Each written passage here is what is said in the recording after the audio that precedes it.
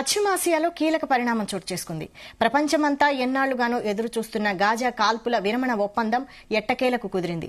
Qatar రాజధాని Doha ఇందుకు వేదికైంది.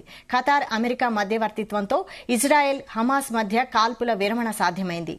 గాజాలో 15 నెలలుగా కొనసాగుతున్న యుద్దానికి ముగింపు పలికేందుకు ఇజ్రాయెల్, హమాస్ కాల్పుల విరమణ ఒప్పందాన్ని కుదుర్చుకున్నాయి. దీంతో బందీల విడుదలకు మార్గం సుగమమైంది.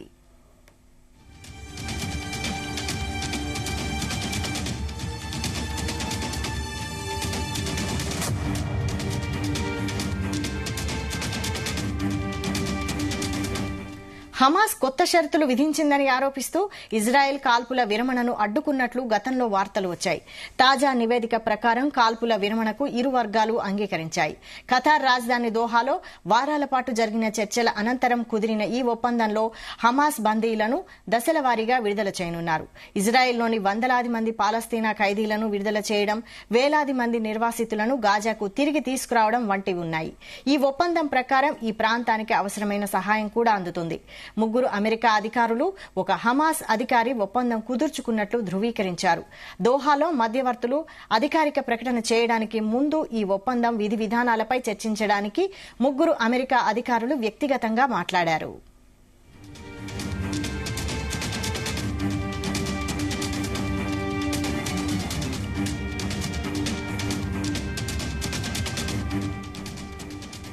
మొత్తం యుద్దం ఆపేందుకు ఈ ఒప్పందానికి ఇజ్రాయెల్ ప్రధాని బెంజమిన్ నెతన్యాహు కేబినెట్ ఆమోదం అవసరం. అయితే రాబోయే రోజుల్లో ఈ ఒప్పందం అమల్లోకి వస్తుందని భావిస్తున్నారు. ఈ ఒప్పందం ప్రకారం మొదటి 6 వారాల పాటు యుద్దం ఆగిపోతుందని, దీనితో యుద్దాన్ని పూర్తిగా ముగించే చర్చలు ప్రారంభమవుతాయని భావిస్తున్నారు. 2023 అక్టోబర్ 7న హమాస్ ఇజ్రాయెల్పై దాడి చేసి 1200 మందిని హతమార్చగా 250 మందిని బందీలుగా పట్టుకున్నారు.